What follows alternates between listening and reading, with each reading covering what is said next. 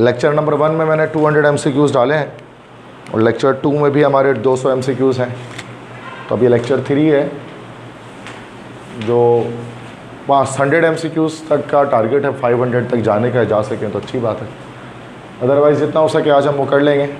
ठीक, organic chemistry के MD cat के MCQs हम कर रहे हैं और सीक्वेंस वाइज चल रहे हैं। तो ये अभी अल्कोहल फिनॉल का चैप्टर चल रहा होगा, अल्कोहल फिनॉल ईथर जिसको हम कहते हैं, तो वहाँ से भी हम चल रहे हैं। तो MCQs 402 है, when ethanol is heated with concentrated sulphuric acid a gas is produced, which of the following compound is form when this gas is treated with bromine in CCl4। ठीक है, तो क्या कह रहे हैं कि जब इथेनॉल को ट्रीट किया जा रहा है, हीट किया जा रहा है कंसनट्रेटेड सल्फ्यूरिक एसिड से, तो आप जानते हैं अल्कोहल्स की जब हम डिहाइड्रेशन करते हैं तो फिर एक गैस प्रोड्यूस होती है। अभी जो गैस है this will be what, ethene, ethene होगी सिंपल। तो ये ईथीन गैस हमारे पास प्रोड्यूस हो गई C2H4। तो which of the following compound is form when this gas is treated with bromine. जब ईथीन का ब्रोमीन से रिएक्शन करेंगे तो फिर क्या बनेगा, ब्रोमीन मतलब Br2 से करेंगे, तो ये आपको पता है C2H4Br2 बनेगा, दिस इज़ 1,2-डाइब्रोमोइथेन। ठीक है, तो आंसर इसमें क्या हो जाएगा हमारा, बी ऑप्शन हो जाएगा। तो ये रिएक्शंस आ रहे हैं इसके अंदर अब, तो रिएक्शंस को देखने हैं हमें। नेक्स्ट है 403 है, what is the functional group in an alcohol. तो ये तो आसान है, तो अल्कोहल का फंक्शनल ग्रुप क्या होता है, option C OH functional group होता है अल्कोहल का। सही बेटा, क्लियर है।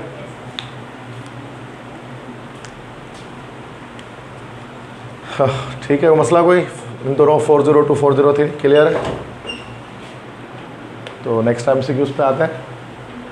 MCQs number 404, what is the IUPAC name of the following structure.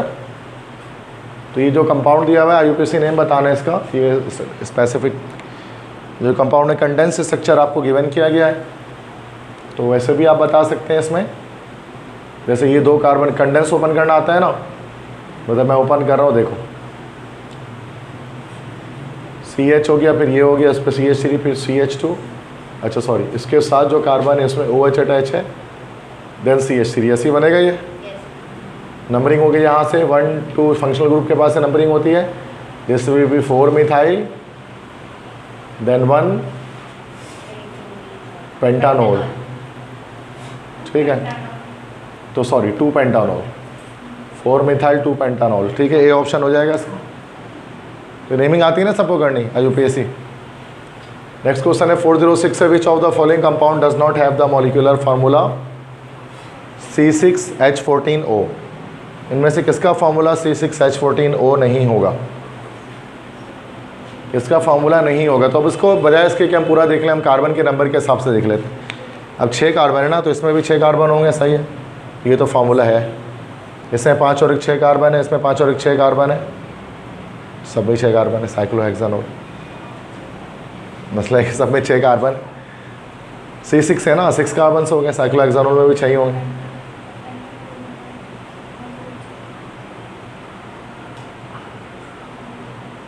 बनाना पड़ेगा,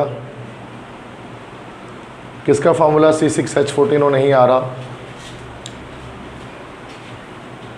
हेक्सानोल तो हमारे पास हो जाएगा जैसे C6H13OH, तो C6H14O, ये A तो नहीं है, डन। A का फार्मूला तो ये आ रहा है, 3 मिथाइल 2 पेंटानोल।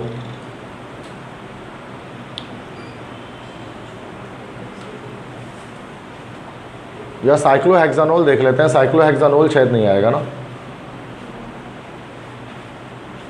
क्योंकि साइक्लोहेक्सानोल में साइक्लिक इस तरह से लगा होगा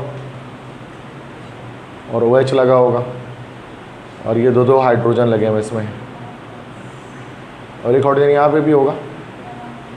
तो कार्बन तो हमारे पास 6 है, ऑक्सीजन 1 है, हाइड्रोजन देखते हैं 1 2 3 4 5 6 7 8 9 10 11 12, डी भी आ रहा है।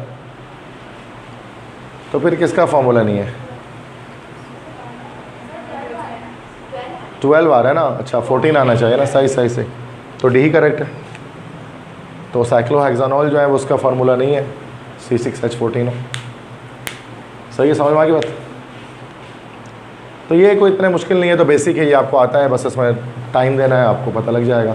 ये नोमेनक्लेचर से आ रही है MCQs। नेक्स्ट है 407 है,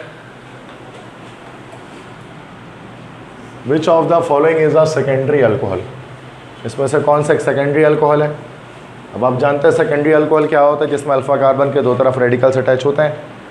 तो यहाँ सेकेंडरी अल्कोहल कौन सा होगा, बता सकता है कोई। 1 हेक्सानॉल तो नहीं होगा, ये तो प्राइमरी, उसको तो हटा दो। बाकी अब ABC में से बताएं। सेकेंडरी जिसमें अल्फा कार्बन के दो जानिब रेडिकल्स अटैच होते हैं, दैट इज कॉल्ड सेकेंडरी। क्या कह रहे, option A 3 ethyl 2 methyl 1 pentanol. Okay, 1 2 3 4 5, 1 2 3 4 5, 3 ethyl और 2 मिथाइल 1 पेंटानोल। गलत जवाब, ये तो प्राइमरी है, अल्फा कार्बन के एक ही तरफ रेडिकल अटैच है। ए भी नहीं है, ना डी है, तो अब क्या है, बी या सी में से एक है। बनाना पड़ेगा तो शायद दिखाई दे आपको, क्या इधर बी और सी।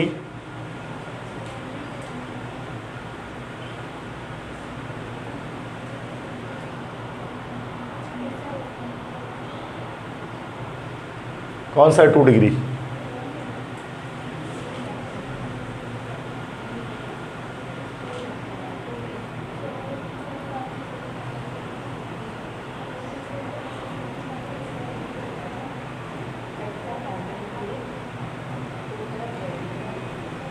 क्या हुआ, मुश्किल नहीं समझ में आ रहा।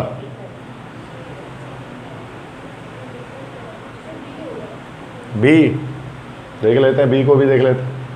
बी गलत हुआ तो सी रह जाएगा, तो बी गलत हुआ तो सी चेक करूँ, मतलब चलो सी चेक कर लेता हूँ।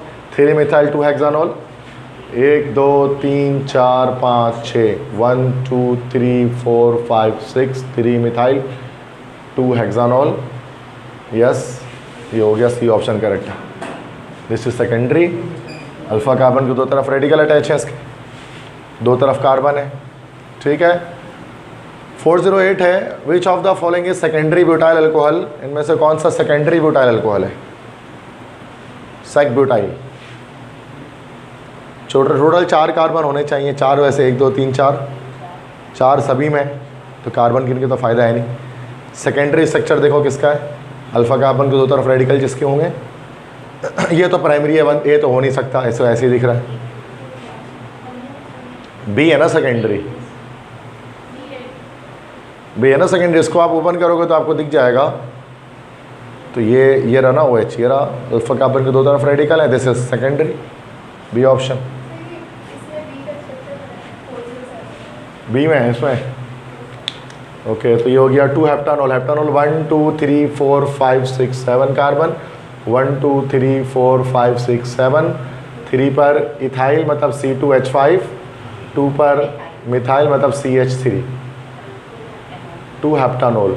ये 3 डिग्री है, टर्शरी है ना, ये 1 2 3 कार्बन है, टर्शरी है। ये हमें 2 डिग्री ढूंढना था, तो ये है, ठीक है। तो ये समझ में आ गया दोनों MCQs। आगे बढ़ते हैं। 409 है, what is the hybridisation of the oxygen atom in this. क्या हाइब्रिडाइजेशन होगी ऑक्सीजन एटम की इथाइल अल्कोहल के अंदर, बताइए। ये ऑक्सीजन कौन सी हाइब्रिडाइजेशन रखेगा,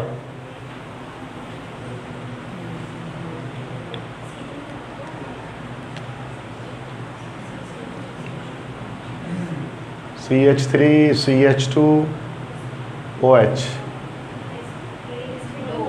हाँ,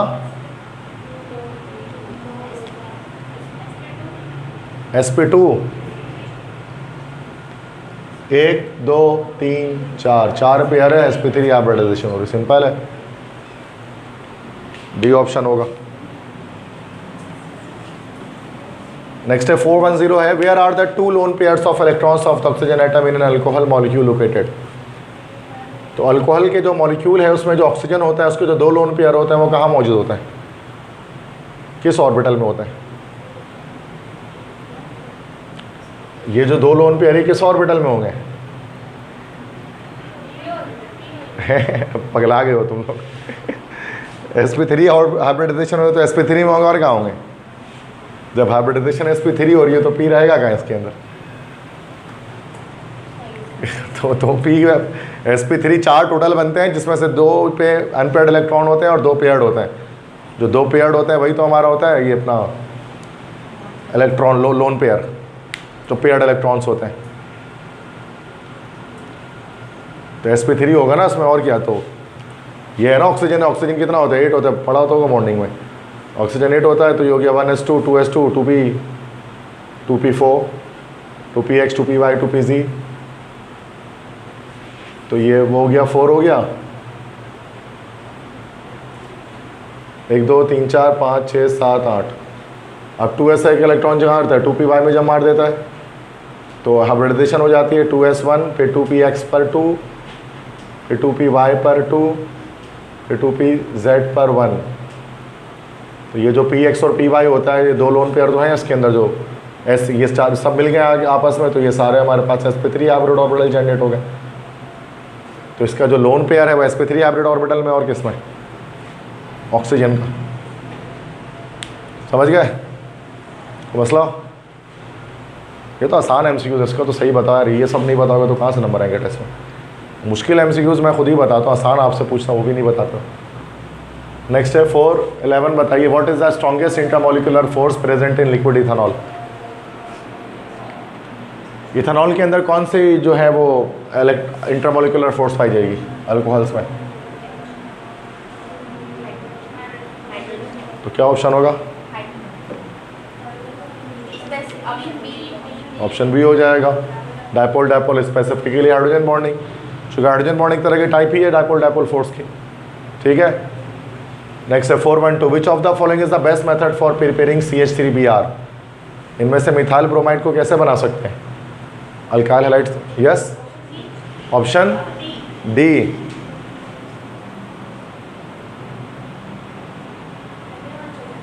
नहीं, वो Br से कब से बना लेते हैं लकी बंदी, KBr नहीं भाई, ऐसे नहीं बनाते। ये है ना बी ऑप्शन है। अल्कोहल का रिएक्शन हैलोजन एसिड से करते हैं तो बन जाता है हमारा। ये रिएक्शन होगा तो क्या बनेगा? This will B CH3Br plus water. ये तरीका होता है बनाने का, by the reaction of alcohol with halogen acid.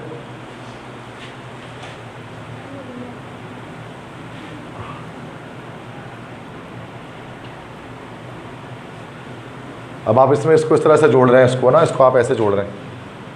अब मसला है कि ये OH थोड़ी ना यहाँ से निकलेगा, इसमें तो H प्लस निकालेगा सोडियम इथाइल। ये तो एसिडिक इन नेचर है ना, NaBr की जब मेटल से रिएक्शन करेगा तो H प्लस निकालेगा, OH थोड़ी ना निकालेगा जी। तो ये तो बनेगा ही नहीं कभी ज़िंदगी में CH3Br, क्योंकि अल्कोहल एसिडिक इन नेचर होते हैं। समझ गए? तो मसला 12, अच्छा 412 sorry. What is the major product from the acid catalyzed hydration of 2-methyl 2-pentene?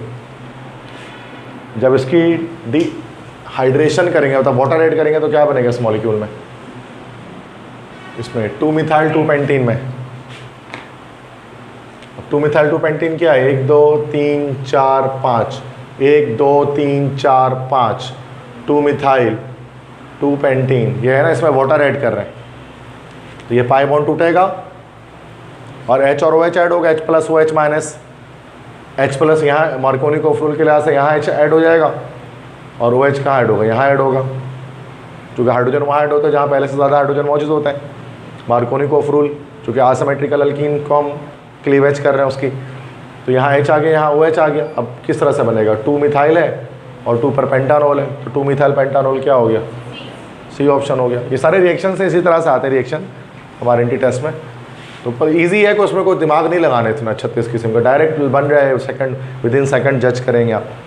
देखो मुश्किल रिएक्शन आता ही नहीं है ना, मैंने डाला है। ये 1000 MCQs में सारे आसानी है, वरना मुश्किल भी हो सकते हैं बहुत सारे, फिर 10,000 बन जाएंगे ऐसे MCQs। ये हज़ारों आसान वाले, ठीक है। नेक्स्ट है in cold countries ethyl glycol is added to water in car radiators, this helps to dash. कह रहे हैं कि ठंडे ममालिक में लाइक नॉर्वे, स्वीडन में, इन सब ठंडे कंट्रीज़ के अंदर जो है वो कार के रेडिएटर में जो है इथाइल ग्लाइकोल डाला जाता है। तो इससे क्या फ़ायदा होता है? क्या? डी ऑप्शन सही कहा आपने, lower the boiling point, sorry गलत कह रहा हूँ, सी ऑप्शन होगा, लोअर द फ्रीजिंग पॉइंट। चूँकि इथाइल ग्लाइकोल के बारे में आप सब जानते हैं कि बहुत मशहूर क्या है, ये एंटी फ्रीज़ है, एंटी फ्रीजिंग एजेंट है, चीज़ों को जमने से रोकता है। तो ये फ्रीजिंग पॉइंट को और कम कर देता है, ताकि कार ऐसा ना हो कि कार के रेडिएटर्स, कार में जो है वो पेट्रोल जो है वो जम जाए, तो उसको जमने से रोकता है। जहाँ टेम्परेचर -30 -40 तक जाता है,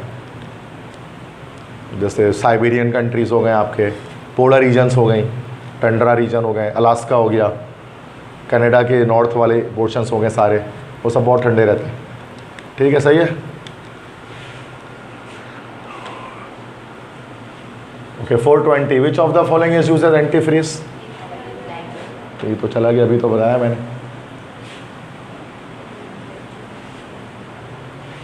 तो ये हो जाएगा बेटा ethyl glycol, A option. 425 in the manufacture of dynamite one of the chemicals used is dash. Yes yes, C option, glycerol trinitrate. Well, तो डायनामाइट आपको पता है, डायनामाइट एक एक्सप्लोजिव है ना, डायनामाइट तो आपको पता है एक एक्सप्लोजिव है, धमाका खेज मवाद है, देखा होगा आपने डायनामाइट। ठीक है, तो उसको इजाद करने वाले बंदे का नाम क्या था? अल्फ्रेड नोबेल, जिसके नाम पर नोबेल प्राइज़ दिया जाता है।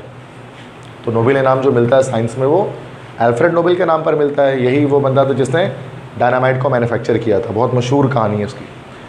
तो डायनामाइट जो है ना वो दो चीज़ों का मिक्सचर होता है, एक उसमें होता है नाइट्रोग्लिसरीन, ट्राइनाइट्रोग्लिसरीन, या इसी को यही कह सकते हैं ग्लिसरॉल ट्राइनाइट्रेट,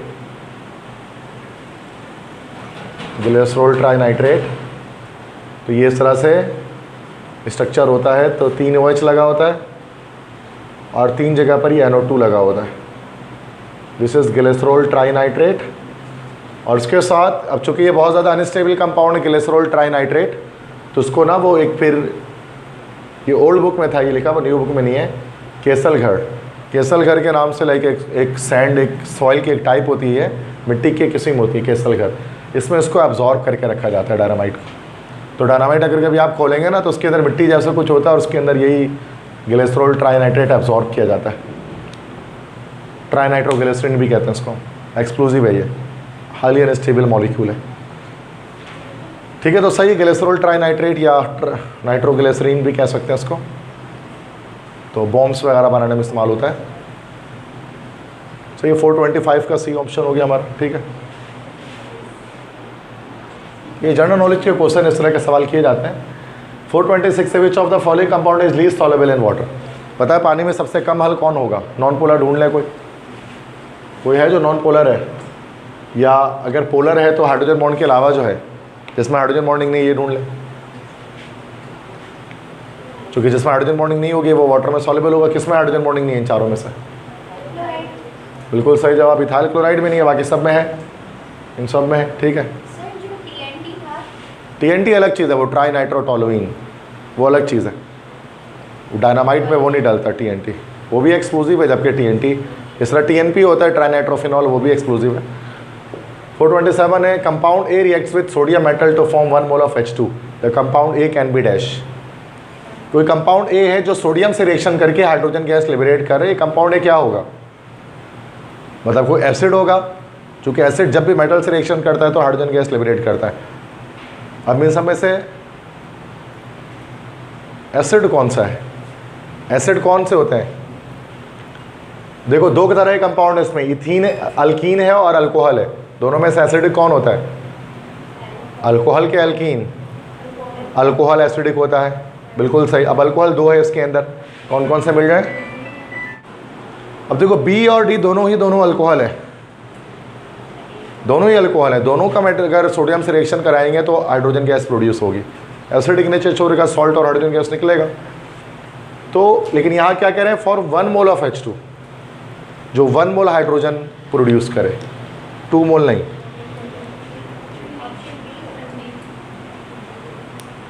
अब देखो ये किसका कराते हैं, ये 1 2 3 4 C4H9OH है ना बच्चों, इसका कराते हैं हाइड्रोजन से रिएक्शन कराते हैं H2 से, सॉरी सोडियम से।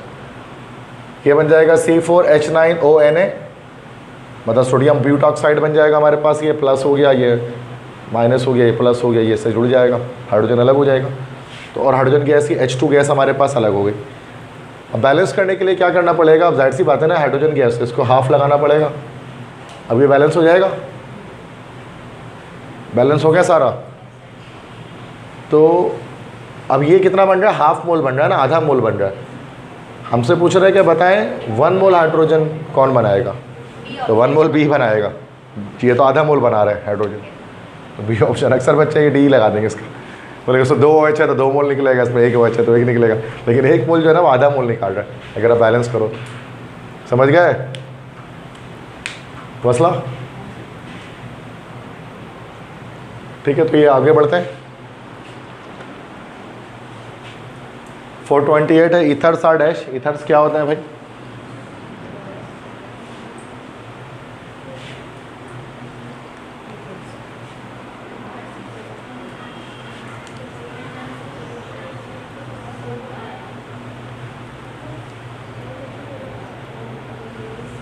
Levi's acid neutral, Lewis base can not be predicted. Ether क्या होता है, देखो आर ओ आर होता है ना, सिंपल, यही ईथर है। अब इसके पास लोन पेयर्स होते हैं ऑक्सीजन के पास, ये लोन पेयर दे सकता है, तो इलेक्ट्रॉन पेयर डोनर क्या कहलाते हैं,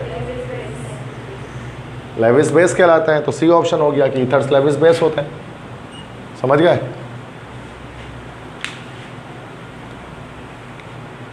कोई मसला? ठीक है, समझ में आ गया। 429 ethanol is isomeric with dash. Ethanol का आइसोमर कौन है? इथेनॉल का फॉर्मूला अब हमने पढ़ा था इसको कि फंक्शनल ग्रुप आइसोमर में कि अल्कोहल्स और ईथर्स एक दूसरे के आइसोमर्स होते हैं। तो इथेनॉल क्या है, C2H5OH होता है ना इथेनॉल, मतलब C2H6O। अब इन तमाम में C2H6O और किसका फॉर्मूला हो सकता है? ये ऑप्शन हो जाएगा डाई मिथाइल ईथर। तो ये भी अब देखो डाई मिथाइल ईथर क्या होता है, CH3OCH3 है ना। अब इसको आप जोड़ोगे तो C2H6O आ जाएगा ये भी। तो मतलब इथेनॉल और डाई मिथाइल ईथर, ये बड़ी आसान सी बात है, बहुत इजी एग्जांपल होती है। अक्सर बच्चा फंक्शनल ग्रुप आइसोमर में एग्जाम्पल डालते हैं बोर्ड एग्जाम में। ठीक है, मसला 430 diethyl ether and methyl propyl ether are dash. Diethyl ether और मिथाइल प्रोपाइल ईथर क्या है आपस में? ईथर्स के अंदर कौन सी आइसोमेरिज्म होती है? तो मेटामेरिज्म। तो सिंपल बोलो मेटामर्स, और क्या, बी ऑप्शन। इतना क्या सोचना, सेकंड में पता लग जाएगा। 431 है the reaction of a sodium alkoxide with an alkyl halide is called dash. Sodium alkoxide से मुराद RONA, रोना, ये ना सोडियम अल्कोक्साइड RONA। इसके रिएक्शन अगर हम अल्काइल हैलाइड से करते हैं RX के साथ, तो एक न्यूक्लियोफिलिक सब्स्टिट्यूशन होती है, और ये X माइनस है, ये प्लस है, Na प्लस है और ये माइनस है, तो ईथर बनता है इस प्रोसेस से, और साथ में NaX रिलीज होता है। ये ईथर की फॉर्मेशन होती है इसके अंदर। ये बहुत मशहूर रिएक्शन है। क्या कहलाता है रिएक्शन? बोलो, विलियमसन सिंथेसिस है ना ये। This is Williamson ether synthesis. पढ़ा होगा आपने, ईथर बनाने के लिए इस्तेमाल करते हैं उसको। तो उसमें क्या करते हैं, ये तो रिएक्शन करते हैं ईथर बनाने के लिए, मतलब किसी सोडियम अल्कोक्साइड के रिएक्शन कराते हैं अल्काइल हैलाइड के साथ, तो ये हमारा ईथर बन जाता है। कोई भी ईथर बन सकता है, जो ईथर आप बनाना चाहें। ये जनरल फार्मूला लिखा मैंने। वुड्स फिटिक रिएक्शन तो हमारे है ही नहीं कोर्स में, किसी बोर्ड में नहीं है, पाकिस्तान में पढ़ते ही नहीं है, सिर्फ वुड्स रिएक्शन पढ़ते हैं हम लोग। तो वो ओल्ड बुक वालों ने पढ़ा होगा, सोडियम मेटल से रिएक्शन कराते हैं तो बनता है, लेकिन वुड्स फिटिक एक अलग रिएक्शन है। पर्किन रिएक्शन भी नहीं पढ़ते हम लोग, तो ऐसे एलिमिनेशन करके हट गया, ये नाम ही नहीं सुना होगा। एल्डोल कंडेंसेशन भी नहीं पढ़ते हम लोग, वो पंजाब और फेडरल वाले पढ़ते हैं एल्डोल कंडेंसेशन। तो हम लोग का सिर्फ सी रहेगी, एलिमिनेशन करते चलो बस। सी का नाम आपने सुना होगा, केन विलियमसन नहीं है ये न्यूजीलैंड का जो कैप्टन है, ये दूसरा है, ये साइंटिस्ट विलियमसन है। दुनिया में एक ही विलियमसन थोड़ी ना, ठीक है। बहुत सारे बच्चों को लगता है भाई पार्ट टाइम क्रिकेट खेलता है वरना केमिस्ट्री का काम करता है, ऐसा नहीं है, ठीक है। तो दूसरा विलियमसन है, उसको मरे हुए भी कितना साल हो गया होगा, ठीक है। तो मसला तो एलिमिनेशन कर दिया करो, अगर ऐसा मुश्किल कोई सवाल है तो उसमें बच जाते हैं। नेक्स्ट है 432, ethyl bromide react with sodium methoxide to form dash. ये वही रिएक्शन है, विलियमसन सिंथेसिस है ना, ईथर बनाने के लिए जो होता है, जो कि ईथर का टॉपिक शुरू हो गया है ना। तो कौन सा ईथर बनेगा, देखो इथाइल ब्रोमाइड है ना, C2H5Br, इसका रिएक्शन सोडियम मीथॉक्साइड के साथ, सोडियम मीथॉक्साइड सॉरी, सोडियम मीथॉक्साइड क्या हो गया, CH3ON, यही है ना सोडियम मीथॉक्साइड। तो क्या बनेगा, CH3O C2H5, ethyl methyl ether. कहाँ ethyl methyl ether, B option. ये सब तो आसान रिएक्शन है, ये तो करना आता ही होगा, इसमें तो कुछ भी नहीं है, तो जोड़ना है, इधर से उधर जोड़ते रहो, बन जाएगा उसमें। ठीक, क्लियर है, नहीं समझ में आ रही बात, पल्ले पड़ा रहा कुछ, ठीक, कैसे हो रहे हो, नहीं समझ में आ रही, रिकॉर्डिंग जाके घर पे देख लेना दोबारा से तो समझ में आ जाएगा। बहुत सारे बच्चों को एक बार में भी ये बात समझ में नहीं आती, 2-3 बार वीडियो देखते हैं तो जाके समझ में आती है क्या बात कर रहे हैं सर। मेरी स्पीड बहुत फास्ट है इसलिए साथ साथ चले। 433, ethyl alcohol reacts with concentrated sulphuric acid at 140 degree centigrade to form dash. अब टॉपिक ईथर का चल रहा है तो इधर ही बनना है ईथर ही बनना है, टॉपिक ही ईथर का चल रहा है। देखो सिंपल ना, ये कि होना पेपर में थोड़ी ना ऐसा होगा कि कॉन्सेप्ट वाइज आएगा कि पहला टॉपिक ऐसा, वो रैंडम होगा पेपर में, ठीक है। तो वहाँ ऐसा टॉपिक वाइज नहीं होगी, यहाँ थोड़े मज़े हैं, पता यही आने वाला आंसर यही होगा, चूँकि सर इथर पढ़ा रहे हैं अभी सिर्फ, बट पता तो हो कॉन्सेप्ट, तो पता हो क्यों आ रहा है, सिर्फ चैंपियन थोड़ी ना बन जाते सही आंसर देकर, क्या हमने सही आंसर दे दिया सर को, क्यों हो रहा है ये देखो। अब देखो सल्फ्यूरिक एसिड के साथ जब इथाइल अल्कोहल रिएक्शन करता है तो 2 टेम्परेचर पे करता है 170 पे भी करता है, 140 पे भी करता है।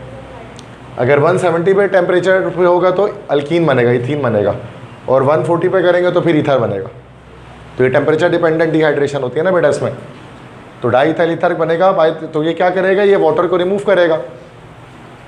अगर आप इसको देखो, 2 रिएक्शन, 2 होता है ना, CH3OH C2H5OH, 2 मॉलिक्यूल होते हैं C2H5OH के, तो ये क्या करता है, पानी खींच के निकाल लेता है सल्फ्यूरिक एसिड, या ऐसे एक से H और एक से OH, बाकी जोड़ देता है, जो मॉलिक्यूल बच जाता है उसको, तो जब जुड़ेगा तो क्या बन जाएगा, दिख रहा है डाई इथाइल ईथर। पढ़ा नहीं है कभी, पहली बार देख रहे हो, पता है ना ये, तो बस डायरेक्ट हो गया। और अब तो टाइम इतना आ गया, अब सिर्फ प्रैक्टिस करने का टाइम, पढ़ने का टाइम थोड़ी ना। अब प्रैक्टिस करो सिर्फ, और क्या। 22 तारीख को टेस्ट है आपका, अभी भी पढ़ते रहोगे तो प्रैक्टिस कब करोगे, सब भूल जाओगे टेस्ट के दिन जाके, इतना पढ़ते ही रहोगे सिर्फ। तो सिर्फ प्रैक्टिस करो अभी, MCQs की जितने ज़्यादा हो सके। 434, ethers are kept in brown bottle because, ये नहीं पता होगा शायद आपको। ईथर जो है ना, ईथर को हमेशा जब भी रखा जाता है लैब में तो भूरे रंग के, ब्राउन कलर के बॉटल में रखा जाता है, ऐसा क्यों होता है। तो भूरे रंग के बोतल में मॉइस्चर नहीं आता है क्या देखो अक्सर चीज़ें जो ब्राउन बॉटल में रखी जाती है ना, जैसे ईथर तो आपने नहीं देखा होगा, बट सिल्वर नाइट्रेट आपने देखा होगा, AgNO3। सिल्वर नाइट्रेट जो होता है ना लैब में, लूनर कास्टिक जिसको आप कहते हैं, इस्तेमाल तो किया ही होगा। तो जो सिल्वर नाइट्रेट होता है वो आपका ब्राउन बॉटल में होता है रखा हुआ, जैसे ना दवाई की शीशी। अच्छा, दवाई की शीशियाँ भी ब्राउन होती हैं, एक मज़े की बात, चूँकि दवाई वाइट शीशी में भी हो सकता था, ट्रांसपेरेंट में देते भाई, ये ब्राउन ही क्यों होते दवाई की शीशी, सिरप जिसमें होता है। डार्क कलर का क्यों होता है, लाइट कलर का क्यों नहीं होता, ट्रांसपेरेंट बना दे क्या फ़र्क पड़ेगा। लेकिन एक भी दवाई की बोतल ट्रांसपेरेंट नहीं मिलेगी आपको, ना ही टैबलेट्स की बोतल आपको ट्रांसपेरेंट मिलेगी, सब ब्राउन मिलेगी, ऐसा क्यों। हाँ, फोटोकेमिकल रिएक्शन, असल में वो फोटोकेमिकल रिएक्शन कर सकता है। बहुत सारे ऐसे केमिकल्स मेडिसिन में मौजूद होते हैं, सिरप्स में, टैबलेट्स में, कैप्सूल्स में, जो क्या कर सकते हैं, फोटोकेमिकल रिएक्शन कर सकते हैं कि जब उनमें रोशनी पड़ेगी तो वो रिएक्शन करके ना फार्मूला चेंज हो जाएगा, तो बॉडी में जाकर वो रिएक्शन कर जाएगा आपके। इसी के लिए क्या होता है कि वो ब्राउन बॉटल होती है, ताकि सनलाइट के थ्रू रिएक्शन ना हो सके। और ईथर के साथ भी यही सही होता है कि जब हम ईथर का रिएक्शन करते हैं, जब ईथर को रखा जाता है ना ऐसी हवा में या फिर एयर में, तो क्या करता है वो रोशनी फोटोकेमिकल रिएक्शन करके ना उसकी ऑक्सीडेशन हो जाती है, और वो एक्सप्लोजिव होता है, वो ब्लास्ट कर जाता है, धमाका हो जाता है उसमें, जो अनस्टेबल होता है बहुत ज़्यादा ईथर जो कंपाउंड होता है। तो क्या हो जाएगा इसका, डी ऑप्शन है। Ethers are oxidise to explosive peroxide. इस वजह से क्या होता है कि ईथर्स को जो है वो ब्राउन बॉटल में रखा जाता है ताकि रोशनी जज्ब ना कर सके। कॉमन सेंस वाली बात थी, ठीक है। Next, ethers are stored in brown bottle, this is because on exposure to air and high and light ethers are converted into, तो यही ऊपर अभी लिखा हुआ परऑक्साइड। ईथर का परऑक्साइड भी होता है उसमें, जैसे है ना, जैसे डाई मिथाइल ईथर है, अब इसका परऑक्साइड कैसे बनेगा, एक ऑक्सीजन ऐड हो जाएगा इसके अंदर, तो CH3OOCH3 ये हो गया परऑक्साइड। ये हाईली अनस्टेबल होता है, दो ऑक्सीजन इस तरह से एक साथ कनेक्ट होते हैं। तो ये परऑक्साइड जो होता है ना, ये एक्सप्लोजिव होता है, ये ब्लास्ट हो जाता है, तो ख़तरा होता है लैब के अंदर। इसी वजह से इसको ब्राउन बोतल में रखा जाता है कि ये परऑक्साइड ना बना सके हम लोग। आसान सी बात। 437 है, which of the following statement is false. गलत बात बताइए, इसमें से क्या है।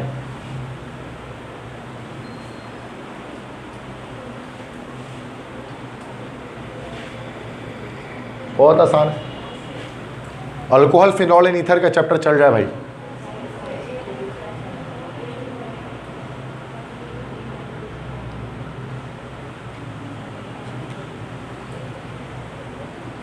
हाँ जी, क्या होगा। ए गलत जवाब। अब तो इतदार में तो कोई ए बोल दे, ये सी ऑप्शन होगा। इथाइल अल्कोहल बनता है ना फर्मेंटेशन ऑफ शुगर से, मिथाइल अल्कोहल थोड़ी ना बनता है। शराब बनाया जाता है ना, शराब इथाइल अल्कोहल होता है, मिथाइल अल्कोहल थोड़ी ना होता है। मोलासिस पढ़ा होगा ना ओल्ड बुक वालों ने, fermentation of molasses. New book वालों ने तो पढ़ा भी नहीं, ओल्ड वालों को तो पता ही होगा क्या ही पूरा प्रोसेस पढ़ते हैं इसका। तो 438 है, ethers react with cold concentrated sulphuric acid to form dash. देखो इथर जब भी रिएक्शन करेगा ना, किसी भी एसिड से इथर जब भी रिएक्शन करेगा तो शुरुआत में वो ऑक्सोनियम आयन में फॉर्म करेगा। ऑक्सोनियम आयन जिसमें ऑक्सीजन पे क्या होगा, पॉजिटिव चार्ज होगा। ठीक है, तो जब भी इथर किसी भी एसिड से रिएक्शन करेगा, चाहे वो सल्फ्यूरिक एसिड या कोई भी हो, तो वो ऑक्सोनियम आयन बनाएगा, ऑक्सोनियम सॉल्ट बनाएगा। तो उसके ये बी ऑप्शन करेक्ट हो जाएगा। सही है, ऑक्सोनियम सॉल्ट। अभी क्या होगा, आगे रिएक्शन आएगा तो कर दूंगा, अभी फिलहाल नहीं कर रहा। जहाँ पर ज़रूरत होगी रिएक्शन की बस वहीं लिखूंगा, अदरवाइज आपको तो टाइम वेस्ट नहीं करूँगा उसमें इतना। ठीक है, वो मसला बस ये याद रखना है कि ईथर असल में ऑक्सोनियम आयन बनाते हैं, बहुत मशहूर आयन, ऑक्सीजन में प्लस चार्ज होता है इसमें। तो कह रहे हो को मसला। 439, विच of the following reagents readily react with ethyl methyl ether. इनमें से कौन रिएक्शन कर सकता है इथाइल मिथाइल ईथर के साथ। मैंने क्या बताया, ईथर सिर्फ एक ही चीज़ से रिएक्शन करता है, वो एसिड है। तो एसिड कौन सा इन चारों में से, बोलो। B option, hydroiodic acid. B सही, बिल्कुल सही। 440, diethyl ethers react with sodium metal to give dash.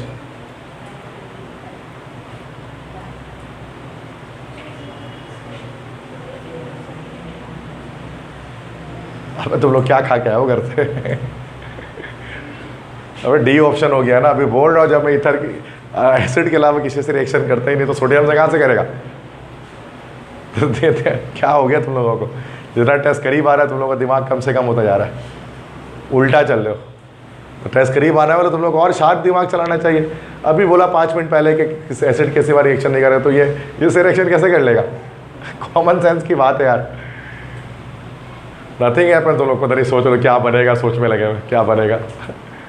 ये बहुत इसलिए बोले टेंशन नहीं, रिलैक्स होकर एमसीक्यू सॉल्व करते हैं, एकदम टेंशन लेके रोने लगा करते, उल्टा पुल्टे के आंसर लगेगा मैडम।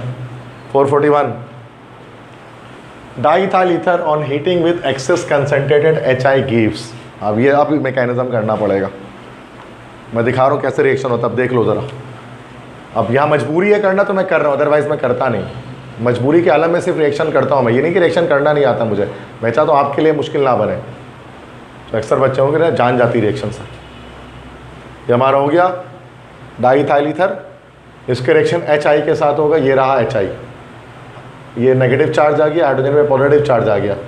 अब ये हाइड्रोजन क्या करेगा, अब ये ऑक्सीजन अपना एक लोन पेयर इस हाइड्रोजन को दे देगा, तो ये लोन पेयर ये हाइड्रोजन जाकर इधर पर अटैक कर लेगा, तो इधर अटैच हो जाएगा। तो ये हमारे पास बन जाएगा बेटा C2H5, ऑक्सीजन C2H5, और यहाँ पर ये हमारे पास एक हाइड्रोजन आ गया, और ये पॉजिटिव चार्ज जनरेट हो गया इस पर ऑक्सीजन पर। तो ये जो हमारे पास आइन बना, दिस इज कॉल्ड ऑक्सोनियम आइन, जो मैं बता रहा था, ये होता है ऑक्सोनियम आइन। अब बाकी सिर्फ क्या बच गया बेटा, I माइनस बाकी रह गया। आपको देखा होगा क्या, देखो मॉलिक्यूल यूँ करके ब्रेक हो जाएगा आधा, इधर से मॉलिक्यूल ब्रेक हो जाएगा, ये अलग बन जाएगा, ये अलग मॉलिक्यूल बन जाएगा। तो ये तो बन जाएगा इथाइल अल्कोहल C2H5OH, और यहाँ से क्या बन जाएगा इथाइल आयोडाइड C2H5I। तो ये दो चीज़ें बन जाती हैं इन द एंड प्रोडक्ट इस रिएक्शन की वजह से। तो क्या ऑप्शन होगा इसमें? इथाइल आयोडाइड होगा, सी ऑप्शन सही है। अब देखो ये मेरा मैकेनिज्म, अब ये रट्टा मारोगे तो ये सर में दर्द पर, इसको रट्टा नहीं मारो, इसको रिएक्शन समझ लो कैसे हो रहा है, समझ गए।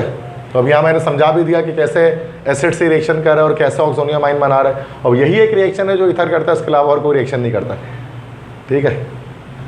नेक्स्ट है diethyl ether reacts with excess of hot concentrated HI to form, यही आगे दोबारा ए ऑप्शन हो जाएगा। ये दोनों चीज़ बनी हुई इसमें, तो एक ही MCQ रिपीट हो गया दोबारा। तो मसला समझ आगे बात सबको, आगे बढ़े।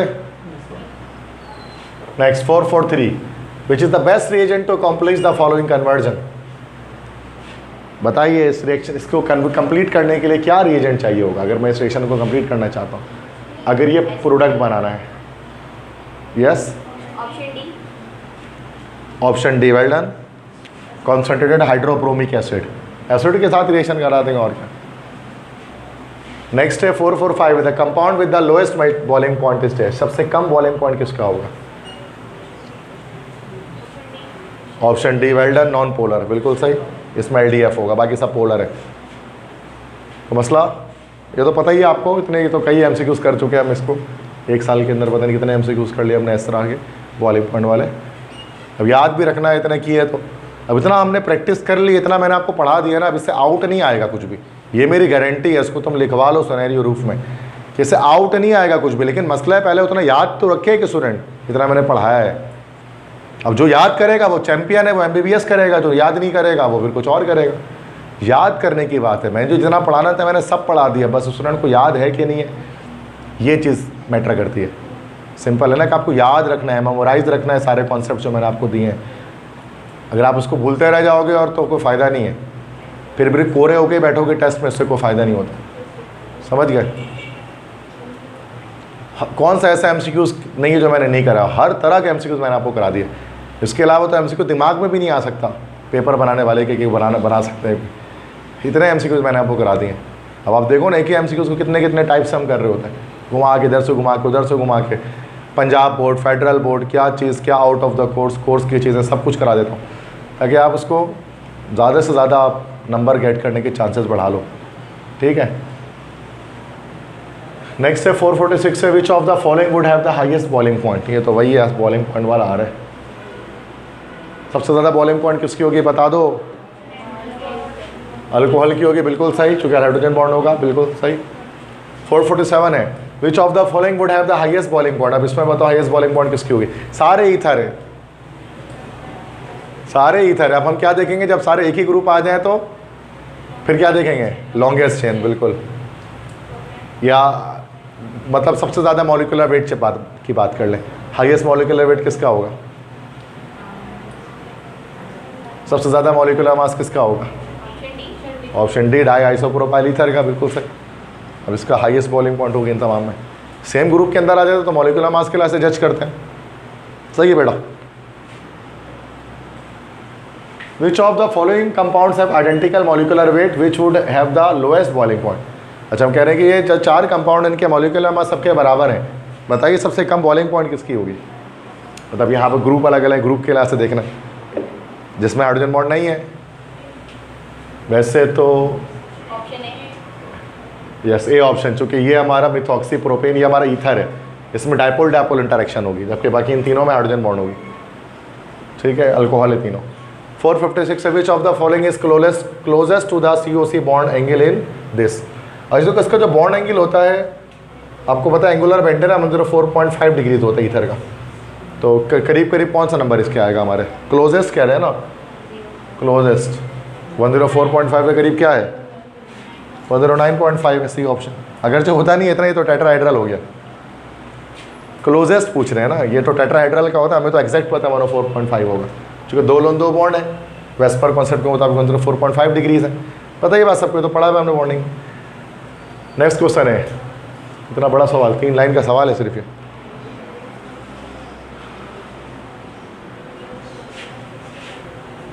थायोल्स आर अल्कोहल एनालॉग्स, सही, अल्कोहल से निकले हुए, in which the oxygen has been replaced by sulphur, सही है, ये तो पता है, मरकैप्टेंस मतलब था। Given the fact that SH bond is less polar than OH bond, सही है। Which of the following statement comparing thiol and alcohol is correct. आसान है ये तो, कंपेयर कर रहे हैं मतलब परकेप्टेंस और अल्कोहल्स को, थायोल्स को और अल्कोहल को। Option A, hydrogen bonding forces are weaker in thiol. Yes, hydrogen bonding force thiols में मतलब मरकेप्टेंस में वीक होंगी बनिस्बत अल्कोहल्स के, सही है। 460, विच of the following has the lowest boiling point. आसान हो गया तो ऊपर वाली बात आ गई, ये ऊपर जो बात है उसी की एप्लीकेशन है नीचे। तो राइट बात, थायोल की बॉइलिंग पॉइंट भी कम होगी इस तरह से बनिस्बत अल्कोहल्स के। 461 है, which of the following is least soluble in water. Non polar ढूंढ लो। अच्छा सही है, वो पोलर ही है लेकिन पोलैरिटी कम है, सही है। सी ऑप्शन हो जाएगा चूंकि हाइड्रोजन बॉन्डिंग वीक होगी। 462 है, n butyl bromide react with NaSH to give dash. ये तो आपका वो हो गया न्यूक्लियोफिलिक सब्स्टिट्यूशन रिएक्शन है ना। एन ब्यूटाइल ब्रोमाइड मतलब C4H9 Br। एन मतलब वही ना, नॉर्मल सीधी चेन है, प्लस NaKSH से कराते हैं हम लोग इंटर में, तो उसमें NaSH से करा दे, कोई मसला नहीं है। ये न्यूक्लियोफिलिक सब्स्टिट्यूशन है, माइनस प्लस प्लस माइनस, ये इधर जुड़ा ये इधर जुड़ा, तो C4H9SH बनेगा, ठीक है, ब्यूटाइल मरकैप्टेन, और NaBr बनेगा। तो क्या होगा, कौन सा ऑप्शन करेक्ट है, क्या बन रहा है, ये बन रहा है डी, सी ऑप्शन, C4H9SH। तो मसला, तो ये न्यूक्लियोफिलिक सब्स्टिट्यूशन कराता है ना SN1 SN2, तो ये न्यूक्लियोफाइल SH माइनस है जो यहाँ पर इसको सब्स्टिट्यूट कर रहा है। बहुत सारे पढ़े होंगे ना आपने न्यूक्लियोफिलिक सब्स्टिट्यूशन। न्यूक्लियोफाइल एक थोड़ी ना होता है, सिर्फ OH थोड़ी ना होता है, कई सारे होते हैं। अब हम लोग पढ़ते थे KSH से निकालते थे SH माइनस, यहाँ उन्होंने NaSH से निकाल दे, क्या फ़र्क पड़ता है, सही है। तो मसला तो नहीं है, समझ में आ रहे कैसे हो रहा है। 462 462 हो गए MCQs ऑर्गेनिक के, रिकॉर्ड है, आप ढूंढ लो कितने यूट्यूब पे इतना कराया हो। यूट्यूब के ऐसे भी कोई इतने MCQs की प्रैक्टिस कराता है किसी क्लास में, इतना नंबर तक पहुँचोगे नहीं, ज़िंदगी लगा दोगे, इतने MCQs कभी नहीं पढ़ोगे। तो मैं पढ़ाता हूँ ना इसको, ताकि आप नंबर लाएँ, आप नंबर ना कटाएं अपने कहीं पर भी। 462 बहुत होते हैं, कौन करता है, 100 पे लोग बोलते हैं भाई बहुत हो गया, 150 पे आते 200 बस हो जाती। अब हम एक कॉन्सेप्ट के इतने MCQs कर रहे हैं, अब इससे आउट नहीं आ सकता। मैंने क्या बताया था, इससे आउट नहीं आएगा, इसी में से आएगा। इससे आउट क्या से आ ही नहीं सकता, पॉसिबल ही नहीं है इससे आउट MCQs बनना। जिस तरह से ऑर्गेनिक में MCQs बन सकते हैं उस तरह से बना दिए मैंने, ठीक है। मेहनत लगी बट हो गया काम, आप ही के लिए मेहनत लगी ना, ताकि आप कुछ कर पाएँ, आपका ही फ़ायदा हो जाए। इससे पहले कि है ना मैं कम भी पढ़ाता तो क्या फ़र्क पड़ता है, कुछ नहीं होता, क्या कोई, बस ये है कि जाहिर सी बात है आप मुझे दो, आप जो है वो एडमिशन नहीं ले पाते, फिर आपकी वजह से मेरा नाम फिर नहीं हो पाता। आप एडमिशन लेंगे, आप अपने रिव्यूज़ देंगे, आपका फीडबैक आएगा, तो मेरे लिए फ़ायदा है, सबके लिए फ़ायदा है, ठीक है, अच्छी बात है ना। इसलिए मैं कहता हूँ मेहनत कर ले थोड़ा इंसान, आज मेहनत करेगा तो कल उसी के लिए फ़ायदा है, टीचर के लिए फ़ायदा है ना भाई, उनके बच्चों के सिलेक्शन हो गए हो तो उन्हीं का नाम होगा। अगर आप MBBS करने जाएंगे फिर आपसे लोग पूछेंगे भाई कहाँ से पढ़ा, कैसे पढ़ा, कैसे पढ़ा, तो आप रिव्यूज़ देंगे अपने, तो आपको पता लगेगा कि हाँ भाई नहीं सिलेक्शन होगा तो नेगेटिव रिव्यूज़ देंगे, सिलेक्शन हो जाएगा तो पॉजिटिव रिव्यूज़ देंगे। यही है दुनिया का सूत्र, और क्या। तो सिलेक्शन होना ज़रूरी है, कहने का मकसद ये है। और यहाँ तो मसला है कि थोड़ा इसलिए मैं परेशान होता हूँ कि फर्स्ट सेकंड आपको मैंने पढ़ाया भी नहीं, आप सारे न्यू, कुछ ने यूट्यूब से पढ़ लिया होगा तो पढ़ लिया होगा। अब सबसे ज़्यादा सिलेक्शन हमारी औरंगी कैंपस से होती है, क्योंकि औरंगी कैंपस में मैं 9th भी पढ़ा रहा होता हूँ, 9th 10th 11th 12th। अब जिन बच्चों ने 4 साल मुझसे केमिस्ट्री पढ़ी है, वही फिर 5वें साल मुझसे MD कर रहे होते हैं, तो उनका कॉन्सेप्ट फिर आसमान का कॉन्सेप्ट होता है। उनको तो बस MCQ दिखाना होता है, तो दिखाते हुए पढ़ाते, जब बोलता भी नहीं मुँह से, वो बताते रहते हैं, मैं आगे करता रहता हूँ।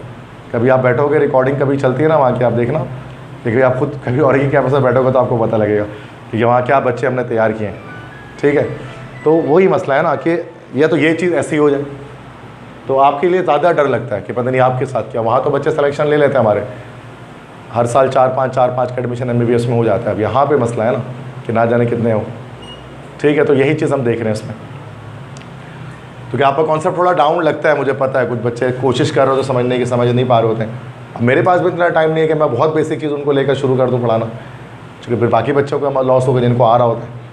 अब कहने का मकसद है वो आप देखें, लेक्चर्स देखें, यूट्यूब देखें, बहुत कुछ है मेरा पढ़ा हुआ, बेसिक कॉन्सेप्ट्स के लेक्चर देखें, मैंने बेसिक कॉन्सेप्ट ऑफ केमिस्ट्री की अलग एक प्लेलिस्ट बनाई हुई है, वो देखें। ABCD से पढ़ाया हुआ है, H for hydrogen, C for carbon, ये मैंने पढ़ाया वहाँ पर। 9 क्लास के बेसिक लेक्चर मैंने डाले हुए, जिसमें एकदम छोटे मासूम बच्चों की तरह मैं पढ़ाता हूँ केमिस्ट्री। उसके अंदर एटम क्या होता है, छोटा सा पार्टिकल, एटम किस चीज़ को बोलते हैं, इलेक्ट्रॉन क्या होता है, कैसे गोल चक्कर लगाता है वो, न्यूक्लियस क्या होता है, ये सब बातें भी मैंने बताई हुई हैं छोटे छोटे एग्जाम्पल देकर, ताकि अब बच्चा वो देखे। अगर उसको नहीं आ रहा है, एप्टीट्यूड में भी अगर किसी को ये नहीं आ रहा, तो पहले वो 9 क्लास के लेक्चर को देखना शुरू करे, बेसिक लेक्चर को देखना शुरू करे, ABCD समझने की कोशिश करे केमिस्ट्री की, वो भी अपलोड किया हुआ है मैंने।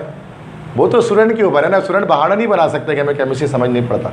मैंने ये बहाना कराची की तंत्र से ख़त्म कर दिया है, कोई नहीं बोल सकता है कि मुझे केमिस्ट्री नहीं आती है। हर लेक्चर पढ़ा हुआ है, आप देखो तो सही, कैसे नहीं आएगी केमिस्ट्री आपको। नहीं आएगी तो बताना, मैं अपना चैनल ही डिसेबल कर दूंगा, डिलीट मार दूंगा। आप बोलो कि नहीं समझ में आया सर, पॉसिबल ही नहीं है। 1500 लेक्चर ऐसे थोड़ा डाले मैं यार, सवाल ही नहीं पैदा होता कि 1500-1600 लेक्चर देखने के बाद इंसान हुए केमिस्ट्री नहीं आई। कभी कभार 1-2 लेक्चर देखे भी समझ में आती है, ये तो 1500-1600 डाले मैंने। ठीक है, तो कहने का मकसद है कि आप मेहनत करें तो उससे सब कुछ होगा। 463 देखें,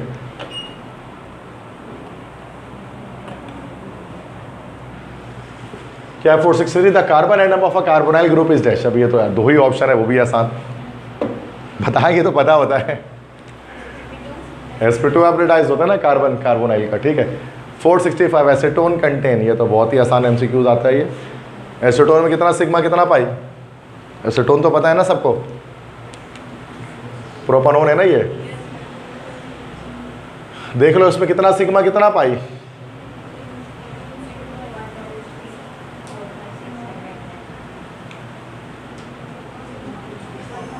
बोलो 9 सिग्मा 1 पाई है इसमें।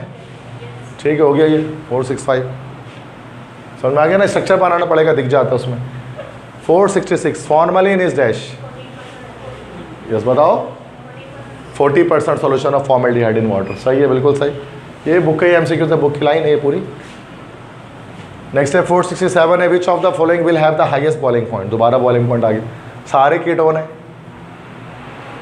तो मॉलिक्यूलर मास ज़्यादा किसका देख लो, हेक्सानोन हो जाएगा, डी ऑप्शन। सेम ग्रुप आ जाता, मॉलिक्यूलर मास देखो, सिंपल मसला। समझ में आ रही है बात। Next 468 which of the following will have the highest boiling point. अब से हाई बॉइलिंग पॉइंट सारे एल्डिहाइड है तो जो सबसे बड़ी चेन है butanal. 470 primary alcohol have boiling points that are dash the corresponding aldehyde.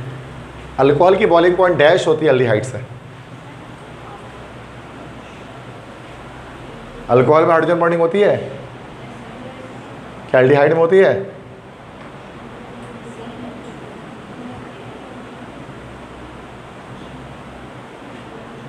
क्या एल्डिहाइड में होती है हाइड्रोजन बॉन्डिंग? बोलो तो जोर से बोलो। नहीं होती है ना, तो क्या हो गया आंसर बताओ। हायर देन हो गया, बी ऑप्शन हो गया। एक ही MCQ लपेटे जा रहे हैं इधर उधर घुमा घुमा के, एक ही MCQ लपेटे जा रहे हैं। अब बच्चों को लगता है ये अलग MCQs है, ये अलग MCQs है, जो पीछे किया वो अलग MCQ था। भाई अलग नहीं है भाई, एक ही MCQs घूमते रहता है घूमते रहता है घूमते रहता है। प्रैक्टिस करोगे तो समझ में आएगा ना कि एक ही MCQs घूमता है। इतने केमिस्ट्री में कॉन्सेप्ट ही नहीं है, छोटा सा सब्जेक्ट है, उसमें कॉन्सेप्ट कितना आएगा। तो एक ही कॉन्सेप्ट को घुमा घुमा के चैप्टर बनाते रहते हैं बस, और कुछ नहीं करते, खासतौर पर ऑर्गेनिक में। 470 में रहता है melting point of aldehyde and ketone 10 to dash. आसान है, बताओ, अभी तो यही कर रहे हैं इतना देर से। क्या होगा बताएं, क्या होगा? Option B increase with increasing molecular weight. सही है। Ketones are prepared by the oxidation of easy secondary alcohol. सही है, क्लियर को मसला। प्राइमरी से तो एल्डिहाइड बनेगा ना, और सेकेंडरी अल्कोहल के ऑक्सीडेशन से कीटोन बनेगा, और टर्शियरी अल्कोहल होते ही नहीं ऑक्सीडाइज। पता है बात सबको। 475 cyclopentanol undergoes oxidation to give dash. Cyclopentanol की जब ऑक्सीडेशन करेंगे तो क्या बनेगा? मतलब अल्कोहल ही है ना, तो एल्डिहाइड क्या बन जाएगा?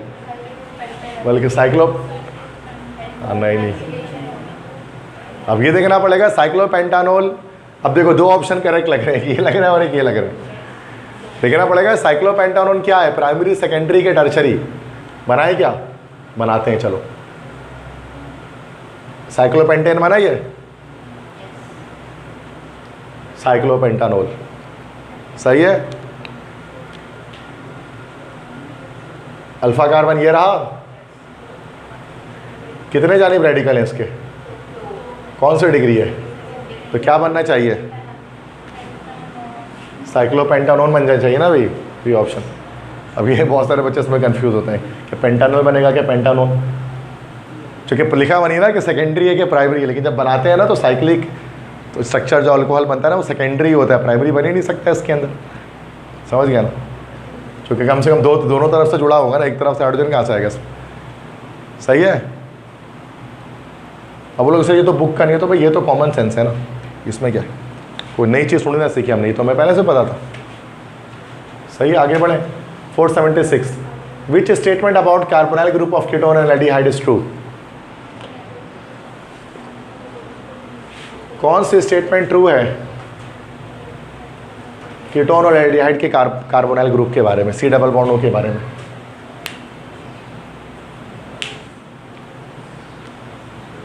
ठीक है, C double bond O.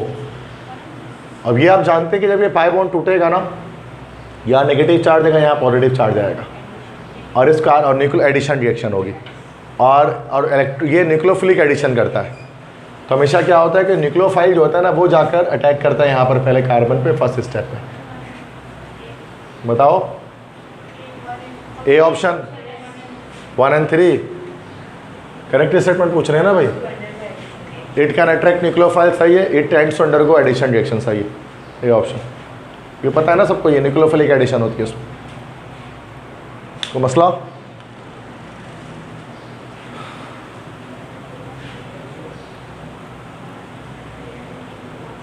Which of the following compounds react with sodium bisulfite and ammonical silver nitrate solution? Okay, अब देखिए इसमें इतना आपको परेशान नहीं होना है भाई, हमें नहीं पता सोडियम बाइसल्फाइड तो पढ़ा ही नहीं है, छोड़ो हटाओ। हाँ, अमोनिकल सिल्वर नाइट्रेट सॉल्यूशन, ये क्या चीज़ होती है, टोलेंस रिएजेंट कहते हैं इसको। और टोलेंस रिएजेंट आपको पता है ना कि वो एल्डिहाइड के साथ रिएक्शन करता है, कीटोन के साथ नहीं करता। तो अब बताएं एल्डिहाइड कौन सा है इसमें से, कौन सा एल्डिहाइड है, बी ऑप्शन है, तो बस ये रिएक्शन कर लेगा अमोनिकल सिल्वर नाइट्रेट के साथ। बताओ टोलेंस रिएजेंट के साथ सिल्वरिंग हो गया ना, सिल्वरिंग ऑफ मिरर, सिल्वर बनेगा, सिल्वर मेटल। रिएक्शन आगे करने आएगा तो कर भी दूंगा, अभी नीड नहीं है करने की, ठीक है। कीटोन नहीं देगा रिएक्शन, पता है Tollens reagent distinguish test between aldehyde and ketone, पढ़ा है कभी जिंदगी में, ये वही है। नेक्स्ट है 470 with HCN to form a cyanohydrin, it is an example of dash. देखो जितने भी कार्बोनाइल कंपाउंड होते हैं वो एक ही रिएक्शन करते हैं, कौन से, न्यूक्लियोफिलिक एडिशन। तो क्या ऑप्शन हो जाएगा यहाँ, ऑप्शन सी हो जाएगा, न्यूक्लियोफिलिक एडिशन। मसला,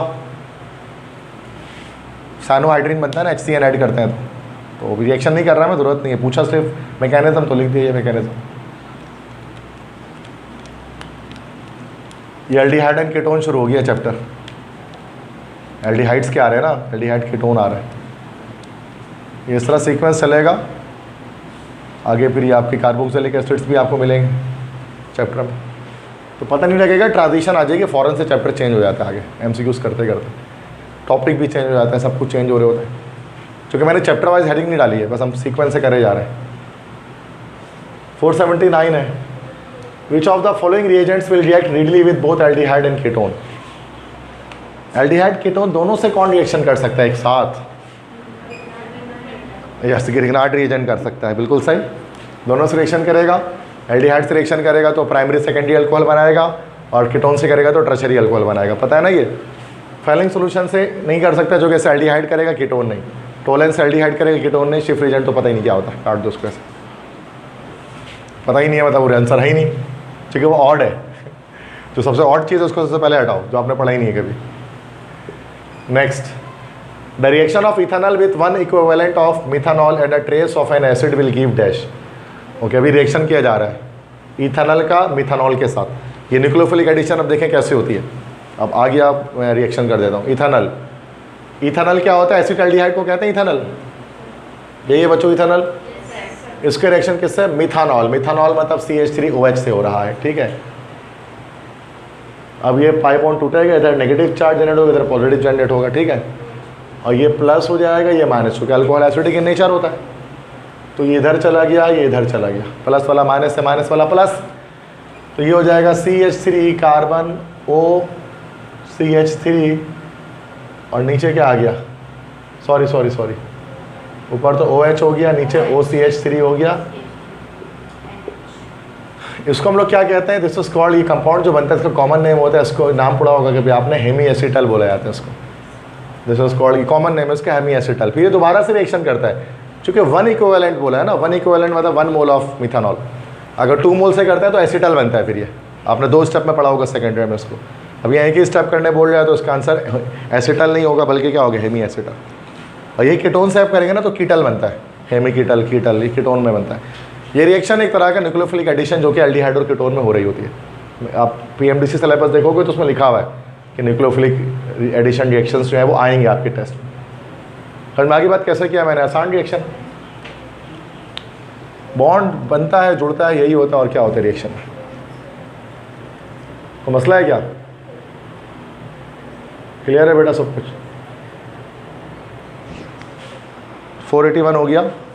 482 acetone undergoes reduction with hydrazine in the presence of NaOH to produce propane. This reaction is known as dash. देखो भाई ये न्यू बुक का रिएक्शन है, ये ओल्ड बुक में नहीं है। ये जो रिएक्शन है बेटा ये न्यू बुक का है, ओल्ड बुक वालों को नहीं पता होगा, इसलिए समझ लें। अल्केन मतलब एल्डिहाइड और कीटोन जो है ना उनकी जब रिडक्शन करते हैं हाइड्राजीन की मदद से, हाइड्राजीन क्या होता है, दिस इज यस N2H4 की मदद से इन द प्रेजेंस ऑफ NaOH, तो उससे अल्केन्स की फॉर्मेशन होती है। अब ये रिएक्शन क्या कहलाता है, बोलो सही कह रहे हो, यस बी ऑप्शन, ये वुल्फ किश्नर रिडक्शन कहलाता है। अब देखो रोजेमंड रिएक्शन ये हमारे कोर्स में तो है नहीं, रीफॉर्मेट्स्की रिएक्शन, देखो रशियन बंदा लग रहा है कोई, ठीक है, इसकी भी रिएक्शन नहीं है, बस ये 2 ही है। अच्छा दोनों में सेम काम होता है, दोनों में अल्केन बनता है, लेकिन क्लेमेंसन रिडक्शन वो एमलगम जिंक एमलगम की मौजूदगी में होता है, और ये हमारे पास हाइड्राजीन के साथ है, वुल्फ किश्नर। ये 2 साइंटिस्ट है, वुल्फ और किश्नर, उन्होंने दिया। कैसे होता है आगे पूछेगा तो बता देंगे, अभी पूछा नहीं है उन्होंने, ठीक है ना, तो हम बता भी नहीं रहे, समझ गए। ये न्यू बुक का है, ओल्ड रिपीटर्स क्लास में इसको याद रख लें। नेक्स्ट 483 एसीटोन अंडरगोज रिडक्शन में zinc amalgam in HCl to form propane. आ गया, दिस इज क्लेमेंसन रिडक्शन। काम दोनों में प्रोपेन बनेगा, लेकिन दोनों में रिएक्टेंट अलग है। इसमें जिंक एमलगम HCl के साथ यूज़ करते हैं और वहाँ हाइड्राजीन यूज़ होता है। दोनों का काम यही होता है कि वो रिड्यूस करके ना ऑक्सीजन रिमूव करके अल्केन की फॉर्मेशन करता है एल्डिहाइड्स और कीटोन्स में से। तो पढ़ा होगा आप लोगों ने न्यू बुक जिन्होंने पढ़ी, Wolff Kishner reduction, Clemmensen reduction, ये एल्डिहाइड कीटोन वाले चैप्टर में। तो मसला समझ में आ गई बात। तो जो कुछ आपने पढ़ा है वो सब रिपीट होगा ऑर्गेनिक के अंदर, एक एक करके सब रिपीट हो जाएगा, कुछ भी छूटेगा नहीं कि सर ये भी पढ़ा था ये नहीं पता आपने। 484 है। अब ये ओल्ड बुक आ गया यार, देखो मैं ओल्ड बुक भी करा दे रहा हूँ आपको, जबकि बहुत सारे बच्चे क्या सर ओल्ड बुक की जरूरत ही क्या है, न्यू बुक है, लेकिन हम ऐसा ही as a risk factor remove करने के लिए कर ले रहे हैं। तो Cannizzaro reaction is not given by. अब कैनिदारो रिएक्शन है खास एक रिएक्शन होता है, ओल्ड बुक वाले जानते हैं इसको, रिपीटर्स जो है ना जो बैठे हैं क्लास में उनको पता होगा कैनिदारो रिएक्शन क्या होता है, न्यू बुक वालों को कुछ नहीं पता इसके बारे में।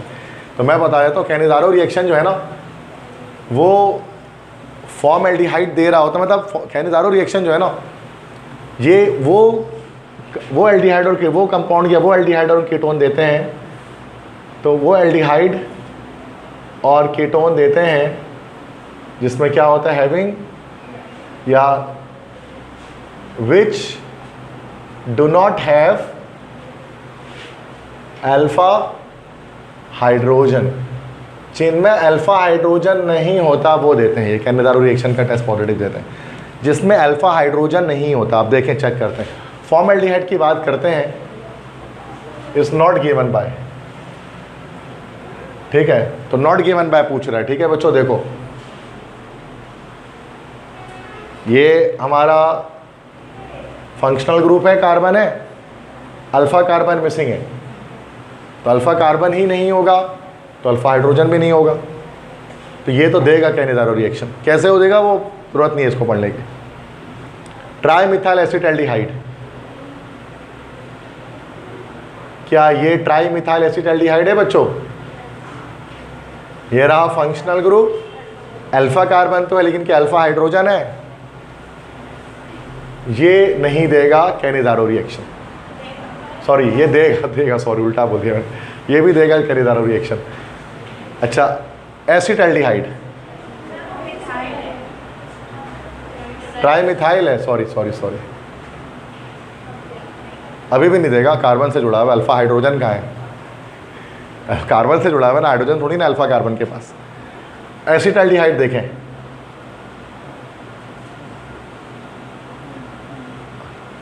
क्या इसमें अल्फा हाइड्रोजन, ये एक फंक्शनल ग्रुप है, ये अल्फा कार्बन अल्फा हाइड्रोजन है इसमें, ये नहीं देगा कैनिज़ारो रिएक्शन, तो एसिटाल्डिहाइड नहीं देता।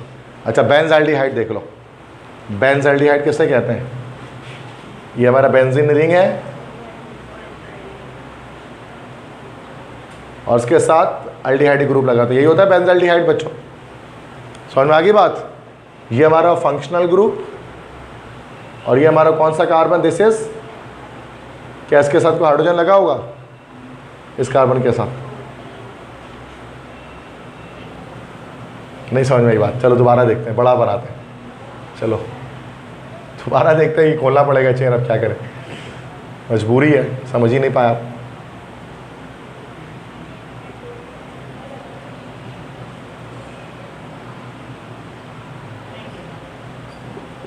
वही बात है, सही चीज़ बनी अभी भी, ये दोनों एक ही चीज़ें हैं। This is functional group, this is alpha, क्या अल्फा हाइड्रोजन है, नहीं है तो ये भी देगा कैनिज़ारो, सिर्फ एसिटाल्डिहाइड नहीं देगा। तो जिसमें अल्फा कार्बन अल्फा हाइड्रोजन जिसमें एब्सेंट होता है वो कैनिज़ारो देते हैं, जिसमें प्रेजेंट होता है वो कैनिज़ारो नहीं देते। अब कैसे देते हैं वो आगे कभी आएगा तो देखेंगे, और नहीं बताएंगे, क्योंकि ये वैसे भी ओल्ड बुक का टॉपिक है, बिलावा जिसके पीछे पढ़ेंगे नहीं ज़्यादा, ठीक है। लोगों को तो पता होगा आप कैनिज़ारो, जो आप रिपीटर बैठे हो ना, आपको तो पता होना चाहिए। न्यू वालों को चलो पढ़ा ही नहीं उन्होंने सेकेंड ईयर में, उनको कहाँ पता होगा। और जो कैनिज़ारो नहीं देता फिर वो क्या देता है, अब जैसे एसिटाल्डिहाइड कैनिज़ारो, अच्छा कैनिज़ारो रिएक्शन क्या होता है, इन सब का रिएक्शन जब NaOH से कराते हैं ना तो कैनिज़ारो रिएक्शन आता है। जैसे इसके रिएक्शन NaOH से करा दिया, इसके NaOH से करा दिया, इसमें NaOH से रिएक्शन कराना पड़ता है, सोडियम हाइड्रोक्साइड से, तो ये कैनिज़ारो आएंगे। लेकिन जब एसिटाल्डिहाइड का जब NaOH से रिएक्शन कराओगे ना, NaOH से, तो कैनिज़ारो नहीं आएगा। फिर एक अलग रिएक्शन होता है उसका, क्या बोलते हैं उसको, उस रिएक्शन को कहा जाता है एल्डोल कंडेंसेशन। तो अगर कैनिज़ारो नहीं हो रहा तो एल्डोल कंडेंसेशन हो रहा होता है मॉलिक्यूल के अंदर, जिसमें अल्फा हाइड्रोजन नहीं होता वह कैनिज़ारो रिएक्शन करता है, और जिसमें अल्फा हाइड्रोजन होता है वो एल्डोल कंडेंसेशन करता है। अब इसमें प्रोडक्ट क्या बनता है वो नहीं बताऊंगा मैं आपको, सॉरी टू से, मैं उसको नहीं बताऊंगा क्योंकि नीड नहीं है, बिला वजह दिमाग भर के फ़ायदा नहीं है। ये आता है मुझे लेकिन नहीं बताऊँगा, ज़रूरत नहीं इतना पढ़ने की, जितना बता रहा हूँ उस उतना याद रखें। ये भी एक्स्ट्रा ही बता रहा हूँ, ओल्ड बुक का टॉपिक है, न्यू बुक का तो है भी नहीं। पूरी किताब छान लोगे कहीं कैनिज़ारो नहीं लिखा हुआ है सेकेंडरी की बुक में, ऑर्गेनिक में, लेकिन ओल्ड बुक में मिल जाएगा आपको जो पढ़ के हैं, ठीक है। तो मैंने हर तरह से सवाल निकाले हैं हर जगह से।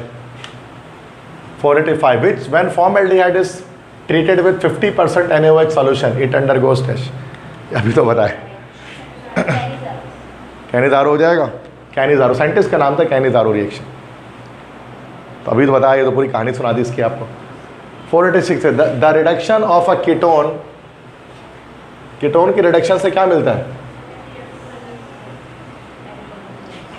यस तो कहाँ हो जाए, कौन सा ऑप्शन हो जाएगा, B option gives always a secondary alcohol. Ketone की ऑक्सीडेशन करेंगे तो कार्बोक्सिलिक एसिड, रिडक्शन करेंगे तो सेकेंडरी अल्कोहल, ठीक है।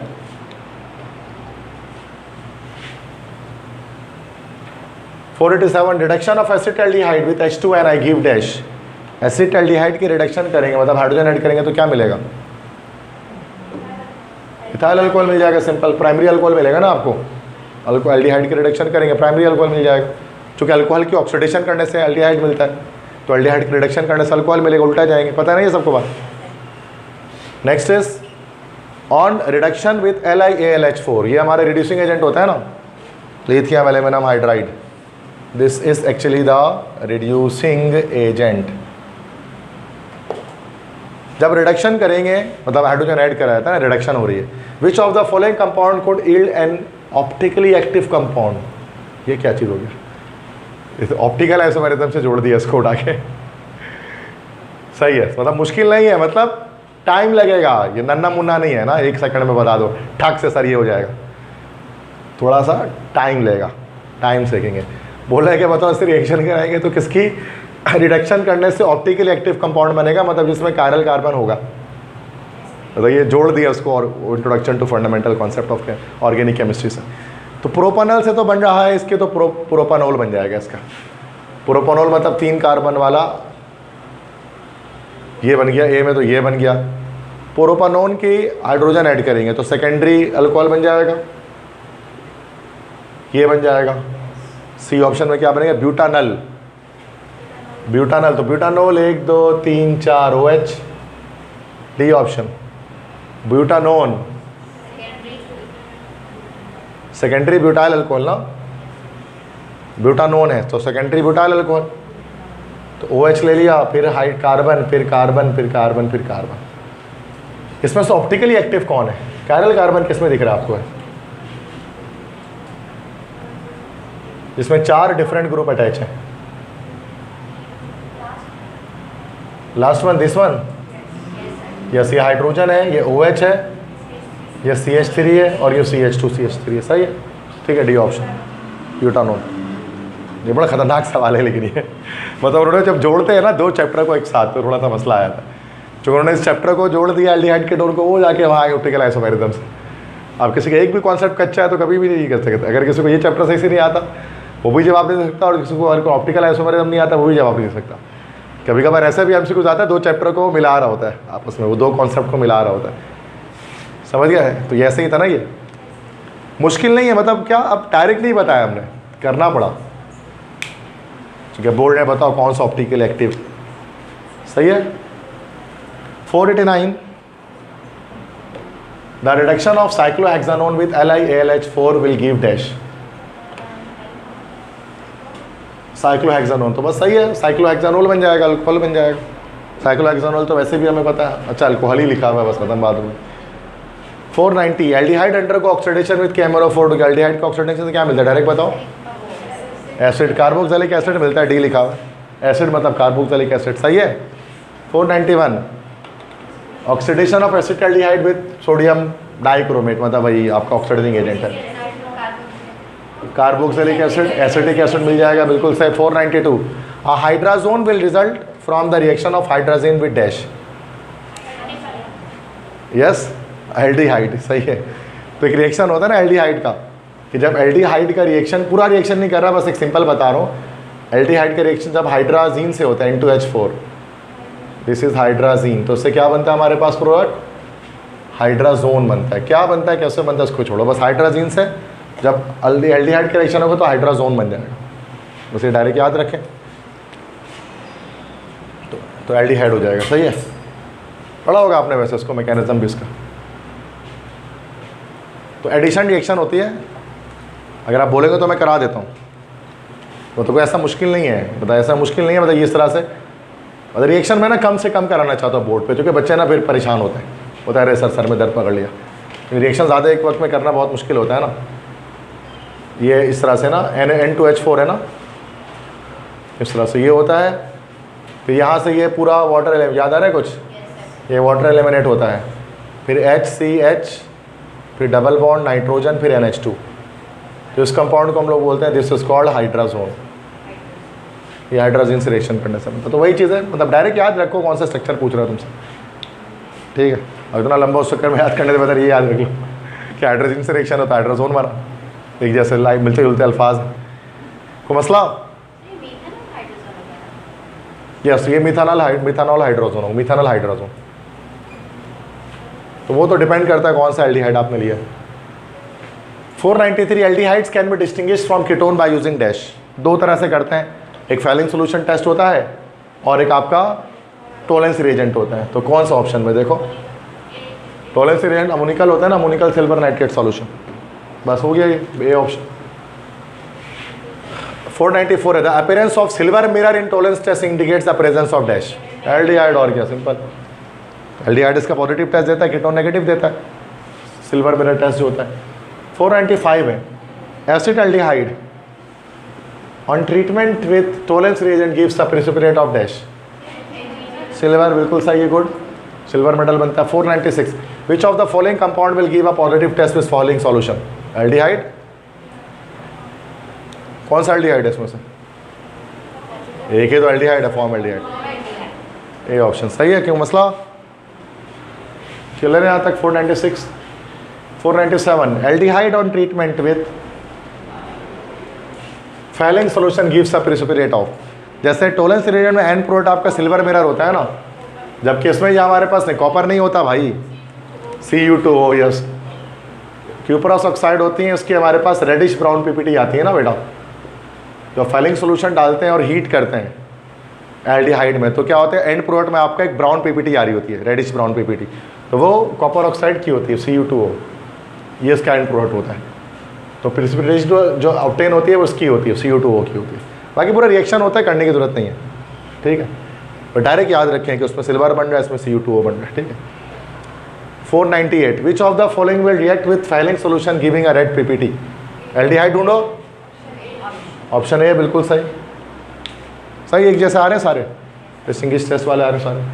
499 आखिरी एमसीक्यूज करेंगे तो which of the following compounds will give an iodoform test? चलो लेते रहिए, आखिरी में ही आ गया ये अलग ही झंझट। अब आयोडोफॉर्म टेस्ट जो है ना, ये आपका ना, ये आपका न्यू बुक में है ना, ये आपका ओल्ड बुक में है, दोनों में ही नहीं है। ये आपको मिलेगा पीटीबी में मिलेगा, एफटीबी में मिलेगा, रेड स्पॉट वगैरह इन सब में मिलता है ये आयोडोफॉर्म टेस्ट। आयोडोफॉर्म टेस्ट में क्या होता है, आयोडोफॉर्म की फॉर्मेशन होती है। शॉर्टकट बता रहा हूँ, आयोडोफॉर्म टेस्ट क्या डिटेक्ट करता है मॉलिक्यूल में, कौन आयोडोफॉर्म टेस्ट पॉजिटिव देते हैं, ठीक है। तो यार दो तरह के मॉलिक्यूल, एक वो जिसमें असाइल ग्रुप हो, ये असाइल ग्रुप कहलाते हैं, जिसमें ये असाइल ग्रुप आपको मिल गया, ये देगा पॉजिटिव, या फिर इसी में किस तरह से ये ग्रुप किसके अंदर मौजूद हो, OHCH3 मतलब सेकेंडरी अल्कोहल वाला ग्रुप, ये दोनों में से कोई भी अगर कंपाउंड में होगा ना, तो वो हमारा आयोडोफॉर्म टेस्ट देगा। अब अभी 4 मॉलिक्यूल देखो, ये ग्रुप किस में होगा, इन दोनों में से कोई, क्या मिथानॉल या इथेनॉल, क्या कह रहे हो? देखो इन दोनों में से कोई ग्रुप चाहिए, बस किसी में मिल जाए।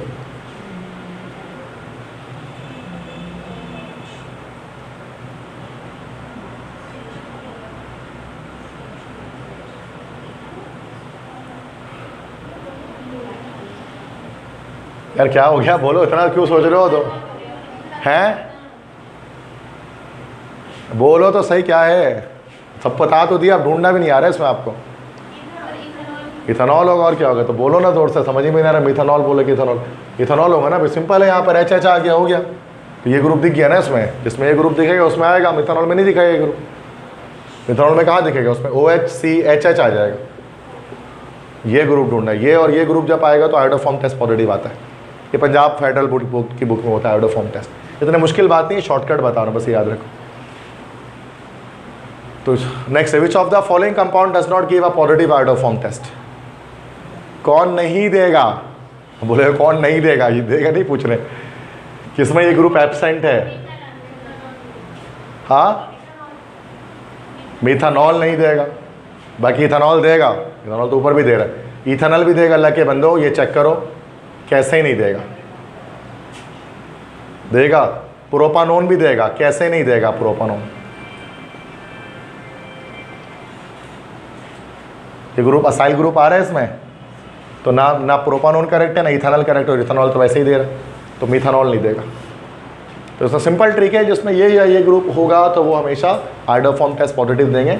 आयोडोफॉर्म असल में येलो क्रिस्टल होते हैं, इसके येलो कलर के क्रिस्टल फॉर्म होते हैं जब आप इसके लैब में रिएक्शन करते हैं। तो बड़े होकर कर लेना, यूनिवर्सिटी से पहले चले तो जाओ यार, उसके बाद ये सब कर लोगे लाइफ में। हाँ, आयोडोफॉर्म प्रिपेयर किया होगा, सेकेंड ईयर में तो करते हैं, लिखते ही अक्सर बच्चे, प्रिपेयर तो बहुत कम ही करते हैं। पोटेशियम में आप आयोडोफॉर्म की प्रिपरेशन लिखनी होती है ना। ठीक है बेटा, ये 500 MCQs हो गए यहाँ पर हमारे, 50% हमारा ये MCQs कवर हो गया।